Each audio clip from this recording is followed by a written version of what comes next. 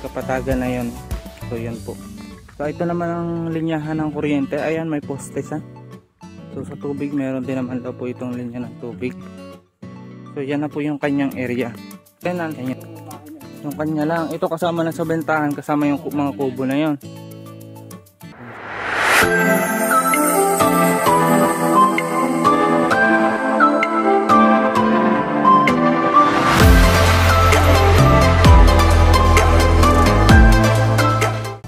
So hello guys, panibagong property po itong ating pinuntahan. Dito po ito sa Lopez, Quezon, Barangay Piña Francia. So ito po ay hindi naman po dikit sa kalsada, may lakad po ito doon. So ito yung dadaanan natin papunta doon sa property. So layo nito sa town proper ay nasa 3 kilometers po. Then sa main road ng diversion ay mga nasa 1 kilometer lang po. So puntahan po natin yung area. So pa-slow po pababa yung daraanan natin. Yan. Tara kuya, diretso po tayo. So itong pupuntahan po nating area ay may sukat po na 4 na hektarya po. So 3 hektarya yung niyugan at 1 hektarya naman po yung kanyang tubigan. So ito po yung kanyang right of way na mga dinadaanan po. So yung kita niyo po, pathway po itong dinadaanan natin. So daan ng tao lang po ito.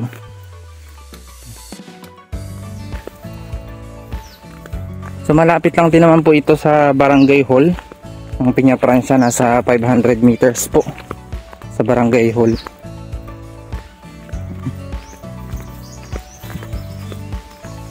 Isang lote lang po ba itong madadaanan natin?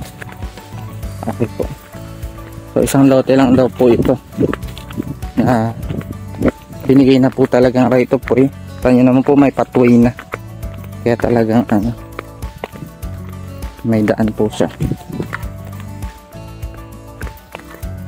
Ito'y donated na siguro po ito, kasi pathway na ito eh.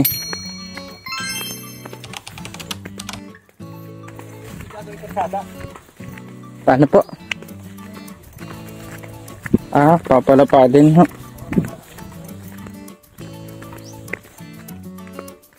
Hindi ko na po ito ikakat para at least diretso tayo doon sa property kung gaano palayo. Then para makita niyo po yung ating dinadaanan. So yan po, may postehan naman na din po dito sa loob. Poste ng kuryente, CATV, yan, wifi, meron. Then ito naman po ay malapit lang sa town proper, nasa 3 kilometer lang po. Sa main road po, sa diversion road ay nasa wala pa akong, or nasa 1 kilometer lang po. Yan po, may mga kalapit bahay din. So may mga bahayan na din naman po dito. Yan din naman po siya yung pagwang lugar.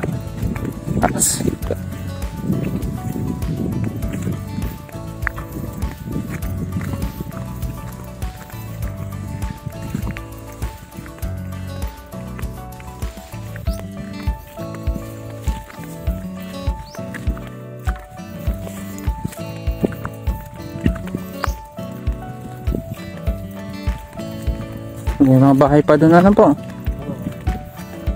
Dapat ang balalang niya.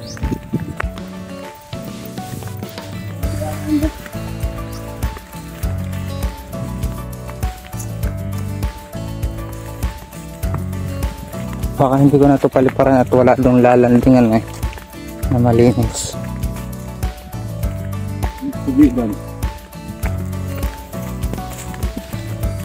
So may pathway pa pala doon, no? So may bukod pang daan, Ipalalapa din. Papalapa rin pa po ito. Oo. Pero itong pathway na yan, saan yan? Dito pa din pala yan. Sa bahay na yan. Akala ko sa taas. Doon pala yan. Ito na yan. Makanting yan.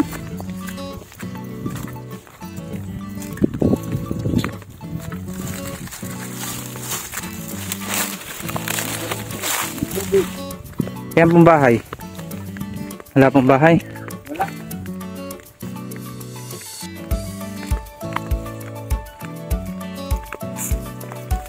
Ito ay 4,800. Ang bibigay mo tila kay 700 square meter. 40,700. 800. Ah, Yan, 800. dito natin dito ay 4,001. Wala. So, yan po. So, ayan po.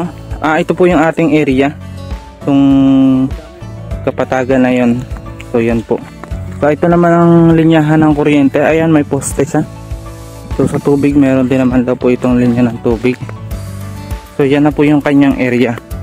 Ayan yung tubigan.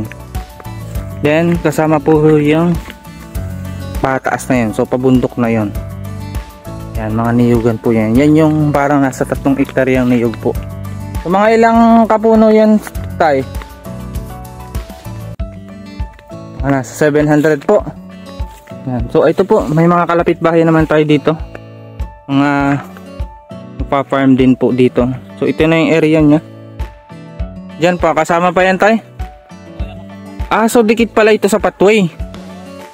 So, yun pala yung area niya. So, nakadikit siya sa pathway. Then, ayan, pustihan ng ilaw. Then, doon, pa-slope pataas siya. Ayan yung mga kanyang produkto. Mga niyugan. Tapos may mga matataas na punong kahoy. Puntahan natin po doon. Ayan po, nakita niyo po yung area. So, may bahay daw po ito. So, yun yung ibibigay sa tenant po. Nasa 700 po ang sukat. Kaya may linyahan na dito ng kuryente, tubig. So, ito sakop na itong kapatagan na ito ng tubig yan. Then, yun yung sakupan niya. Yan, may maraming puno na yan. So, dahil napakaraming puno niyang punong kahoy. Sali-saliwa. Yan.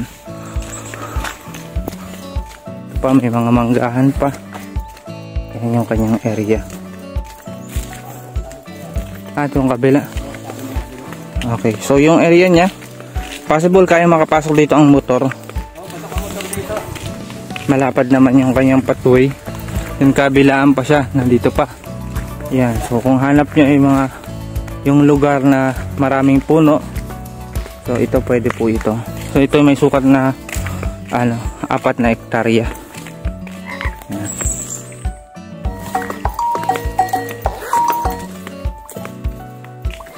Kasama pa yun doon. So talagang tinuhugan siya ng pathway. Yun ang kagandahan din naman niya.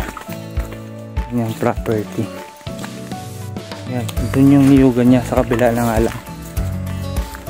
Mga ilang harvest kaya nila dito, ano? 5,000. Na niyog. Niyog. Okay. Bukod na yan, ano? May bakod. Hindi, kasama pa yan. Kasama pa yan. Ba't may bakod? Okay. So ito po. Saka pa daw po pala ito ng property. Dito malakang tubig dyan, meron ditong source ng tubig. Meron dyan. Sama pa yan. Patas pa yan, Patas ano? Kaya, napakita rin. Okay. May kubo pa doon. Bukod na yung kubo. Ano pa yung kubo yan? So alin dito yung ibibigay sa tenant? Ito may bahay na ito. Yung kanya lang. Ito kasama na sa bentahan. Kasama yung mga kubo na yon. Okay, so ito pong area na ito. Nakasama pa sa property. By slope. Ayan. Kasama na daw po yung kubo. Then dito, yung pwedeng gawing alagaan nga po ng kambing. Ayan.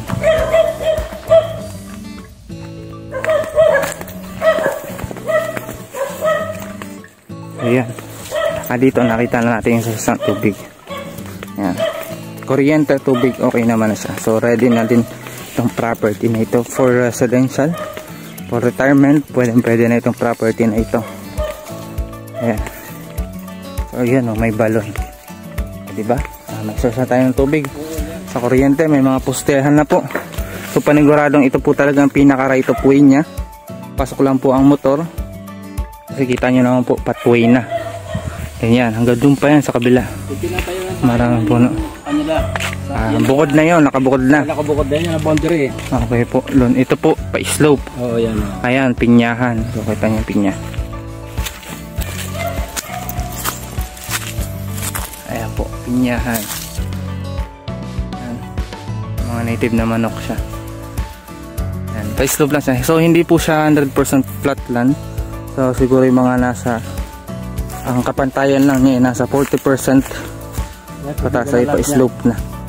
Ito lang yung 40% na tubigan ang pantay. And then slope na po yung the rest. Pero hindi naman po siya yung sobrang taas na bundok kung aakyatin. Pa-slope lang po talaga. Ayan. So kagandahan din niya tayo, marami din siyang ibang punong kahoy. Ano ho? Marami. Talagang sagana siya sa punong kahoy. Malaki. Ayan o. Bigat. Kuryente, tubig, signal, wala na po tayong problema. Access lang po talaga nito ay motor lang po na single. Kung nagustuhan niyo po itong property ito, i-message niyo lamang po ako sa aking number. Available po yan sa WhatsApp at Viber. O kaya naman sa aking Facebook account, Peter Purificacion-Ulayaw. At huwag niyo rin kalimutan mag-subscribe para lagi po kayong updated sa aking mga bagong upload na property. Baka sa kasunod na upload ko, ayun ang farmland na hinahanap mo. Yun lang, maraming salamat sa panonood.